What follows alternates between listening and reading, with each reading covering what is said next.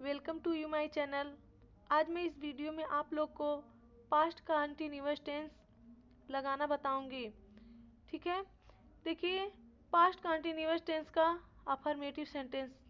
ठीक है, affirmative sentence का मतलब होता है, इसको हिंदी में क्या कहते हैं, अफर्मेटिव मीन्स होता है सकारात्मक, सेंटेंस मीन्स वाक्य, यानी कि सकारात्मक वाक्य। ठीक है, अब देखिए इसकी पहचान होती है बच्चों कि जिस वाक्य के अंत में रहा था, रहे थे, रही थी आदि शब्द आते हैं उन्हें पास्ट कंटीन्यूअस टेंस कहते हैं। अब देखिए इसका रूल होता है सब्जेक्ट प्लस हेल्पिंग वर्ब।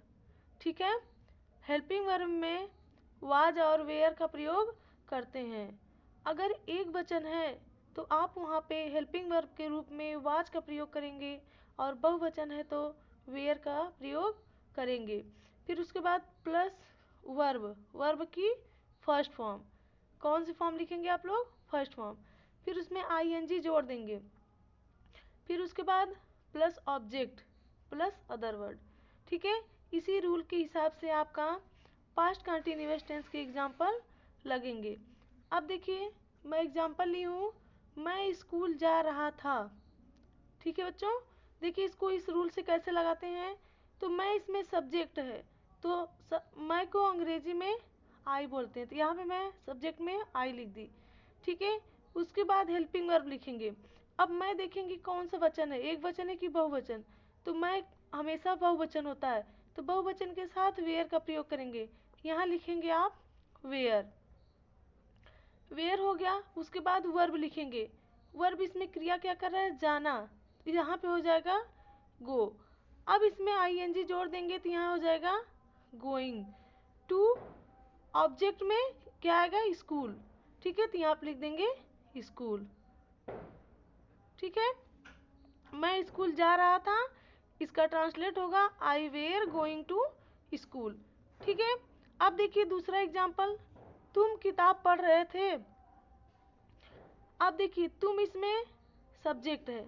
ठीक है, तो तुमको इंग्लिश में यू बोलते हैं। ठीक है, तो यू हो गया। अब यू बहुवचन है तो बहुवचन के साथ हेल्पिंग वर्ब वेयर होगा, तो यहाँ पे लिखेंगे आप वेयर। ठीक है, उसके बाद वर्ब लिखेंगे, वर्ब इसमें क्या कर रहा है, पढ़ रहा है, तो पढ़ना की इंग्लिश होती है रीड। ठीक है, उसमें आईएनजी जोड़ेंगे, यहाँ पे हो जाएगा रीडिंग द।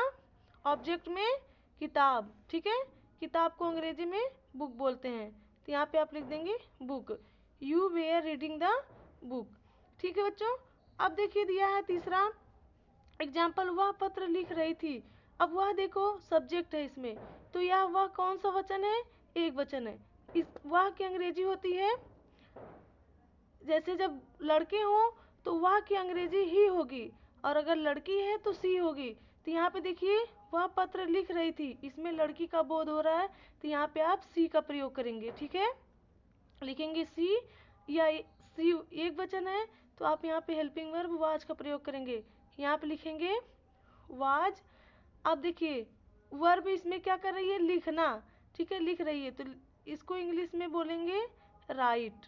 ठीक है, लिखने की अंग्रेजी राइट हो गई।